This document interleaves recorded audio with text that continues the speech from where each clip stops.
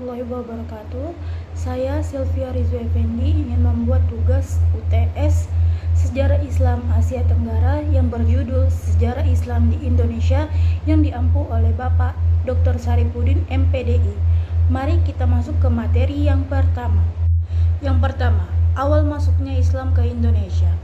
Islam mulai masuk ke Indonesia sekitar abad ke-7 hingga abad ke-13 Masehi. Proses penyebarannya berlangsung secara bertahap dan damai.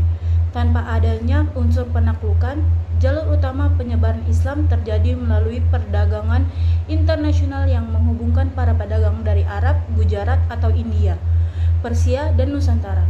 Melalui hubungan dagang yang intens inilah ajaran Islam mulai dikenal oleh masyarakat setempat. Daerah pertama yang diduga menerima ajaran Islam adalah wilayah pantai barat Sumatera, tepatnya di Barus dan Perlak. Hal ini diperkuat dengan temuan bukti arkeologis berupa batu nisan Fatimah binti Maimun yang berasal dari tahun 1082 Masehi di Leran, Gresik. Yang kedua, ada peran pedagang dan ulama. Selain para pedagang, para ulama dan sufi juga turut berperan penting dalam memperluas ajaran Islam. Mereka menyebarkan Islam melalui kegiatan dakwah, pengajaran di pesantren, serta pengalaman tarekat yang menekankan nilai-nilai spiritual dan moral. Melalui pendekatan inilah, Islam dapat diterima dengan baik oleh masyarakat dan tumbuh menjadi bagian yang tidak terpisahkan dari kehidupan sosial dan budaya di Nusantara. 3. Proses Islamisasi di berbagai wilayah. Proses Islamisasi di berbagai wilayah Indonesia berlangsung secara bertahap dan memiliki ciri khas masing-masing. Di wilayah Sumatera, Islam mulai berkembang di Perlak dan Samudra Pasai sekitar abad ke-13 Masehi. Di Samudra Pasai inilah berdiri kerajaan Islam pertama di Nusantara yang dipimpin oleh Sultan Malik Al-Saleh, raja Islam pertama di wilayah tersebut. Sementara itu, di Pulau Jawa, penyebaran Islam berlangsung pada abad ke-15 hingga ke-16 Masehi melalui peran besar para wali songo. Mereka menyebarkan ajaran Islam dengan cara yang sangat bijaksana, yaitu melalui seni, budaya, dan pendidikan. Pendekatan ini membuat masyarakat Jawa dapat menerima ajaran Islam tanpa meninggalkan tradisi dan kebiasaan lokal mereka.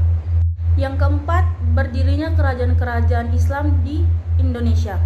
Seiring dengan meluasnya penyebaran Islam di berbagai wilayah Nusantara, muncul berbagai kesultanan Islam yang berperan penting dalam bidang dakwah, pemerintahan, dan perkembangan ilmu pengetahuan. Kesultanan-kesultanan ini menjadi pusat kekuasaan yang berlandaskan ajaran Islam serta berfungsi pusat kegiatan keagamaan dan pendidikan. Di wilayah Aceh, berdiri Kesultanan Perlak dan Samudra Pasai abad ke-13 yang menjadi pelapor lahirnya kerajaan-kerajaan Islam di Indonesia. Kemudian, pada abad ke-15 muncul Kesultanan Malaka yang meskipun kini termasuk wilayah Malaysia, memiliki pengaruh besar terhadap penyebaran Islam di Sumatera dan sekitarnya. Dan yang kelima, ada masa kejayaan Islam di Nusantara. Masuknya Islam ke Indonesia memberikan pengaruh yang sangat besar terhadap berbagai aspek kehidupan masyarakat di Nusantara. Ajaran Islam tidak hanya membawa perubahan dalam bidang keagamaan, tetapi juga memengaruhi sistem pemerintahan, hukum, sastra, seni, dan budaya lokal. Nilai-nilai Islam mulai diintegrasikan ke dalam tatanan sosial dan politik, sehingga melahirkan bentuk pemerintahan yang berlandaskan keadilan dan moralitas agama. Selain itu, Islam juga mendorong lahirnya berbagai pusat pendidikan Islam seperti pesantren, surau, dan daya, yang menjadi tempat utama dalam mendalami ilmu agama dan membentuk karakter masyarakat yang religius. Dari lembaga-lembaga pendidikan inilah muncul banyak ulama dan cendekiawan yang berperan besar dalam pengembangan ilmu pengetahuan dan dakwah Islam di Nusantara. Yang keenam, pengaruh Islam terhadap sosial dan budaya. Masuknya Islam ke Indonesia membawa perubahan besar terhadap sistem sosial, moral, dan kehidupan masyarakat. Ajaran Islam yang menekankan keadilan, persaudaraan, serta tanggung jawab sosial menjadi landasan baru dalam membentuk tatanan hidup yang lebih beradab dan harmonis. Nilai-nilai tersebut menumbuhkan etika kerja yang tinggi, semangat kebersamaan, serta dorongan untuk menegakkan keadilan sosial di tengah masyarakat.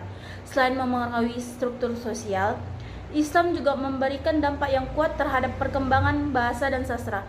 Bahasa Melayu digunakan secara luas sebagai bahasa dakwah Islam.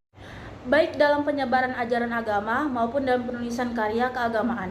Seiring berjalannya waktu, bahasa Melayu ini kemudian berkembang dan menjadi cikal bakal bahasa Indonesia yang kita gunakan saat ini.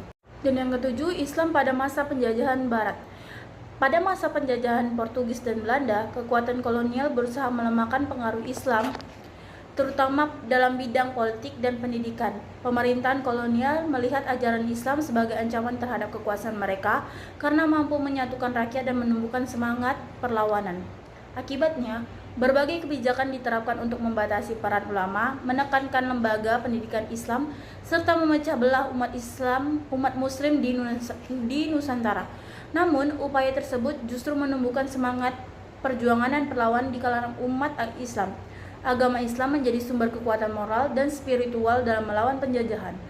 Banyak tokoh dan gerakan Islam yang terlibat dalam perjuangan melawan kolonial, seperti Perang Padri di Sumatera Barat, Perang di Penogoro di Jawa, dan Perang Aceh yang berlangsung sangat lama di Sengit. Semua perjuangan tersebut dilandasi oleh semangat jihad dan keyakinan pentingnya menegakkan keadaan serta mempertahankan martabat bangsa. Dan yang kedelapan, peran Islam dalam proklamasi dan kemerdekaan Indonesia. Dalam perjalanan menuju kemerdekaan Indonesia, banyak tokoh Islam yang berperan penting dalam perjuangan politik dan kebangsaan. Di antara mereka adalah Haji Agus Salim, Muhammad Natsir, dan Ki Hajar Hashim Asy'ari yang masing-masing memiliki kontribusi besar dalam membangun semangat nasionalisme berdasarkan nilai-nilai Islam. Mereka tidak hanya berjuang di bidang politik, tetapi juga dalam pendidikan, dakwah, dan membentuk karakter bangsa. Salah satu momen penting yang menunjukkan pengaruh Islam dalam proses pembentukan negara adalah lahirnya Piagam Jakarta pada tahun 1945. Dokumen ini merupakan hasil kompromi antara para tokoh nasionalis dan tokoh Islam untuk merumuskan dasar negara yang mencerminkan nilai-nilai keadilan, ketuhanan, dan moralitas sesuai ajaran Islam. Meskipun kemudian mengalami perubahan, Piagam Jakarta tetap menjadi bukti nyata peran Islam dalam fondasi ideologis bangsa. Yang kesembilan, pengembangan Islam di Indonesia masa kini. Saat ini, Indonesia dikenal sebagai negara dengan penduduk Muslim terbesar di dunia. Dengan lebih dari 85% warganya memeluk agama Islam. Keberadaan umat Islam yang begitu besar menjadikan Indonesia sebagai salah satu pusat penting perkembangan peradaban Islam di dunia modern. Islam di Indonesia berkembang dengan beragam corak dan karakter, mulai dari tradisional, modernis, hingga kontemporer. Keragaman ini menunjukkan kemampuan umat Islam di Indonesia untuk beradaptasi dengan perubahan zaman, tanpa meninggalkan nilai-nilai dasar ajaran Islam yang menekankan keseimbangan antara agama dan kehidupan sosial.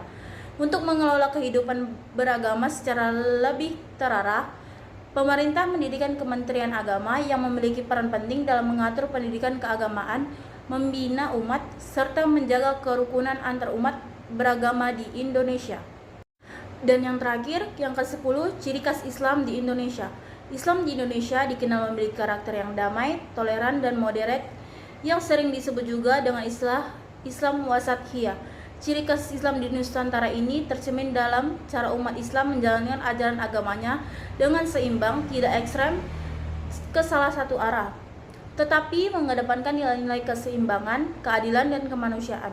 Ajaran Islam yang berkembang di Indonesia juga menekankan prinsip rahmatan lil alamin, yaitu Islam sebagai rahmat bagi seluruh alam. Nilai ini mendorong umat Islam untuk hidup berdampingan secara harmonis dengan memeluk agama lain serta menghargai keberagaman budaya yang ada. Yang terakhir itu kesimpulan. Islam di Indonesia berkembang melalui jalur yang damai dengan pendekatan budaya dan perdagangan yang membuat ajarannya mudah diterima oleh masyarakat Nusantara. Melalui peran pedagang, ulama, dan sufi, Islam menyatu dengan tradisi lokal dan turut membentuk identitas nasional serta moral bangsa yang berlandaskan nilai keadilan, persaudaraan, dan kemanusiaan. Hingga kini, Indonesia dikenal sebagai pusat peradaban Islam terbesar di Asia Tenggara yang berhasil memadukan nilai-nilai keislaman, kebangsaan, dan kemanusiaan dalam kehidupan berbangsa dan bernegara. Baiklah, itu saja presentasi yang dapat saya sampaikan. Apabila ada kekurangan, saya mohon maaf. Wabillahi taufiq wal hidayah. Wassalamualaikum warahmatullahi wabarakatuh.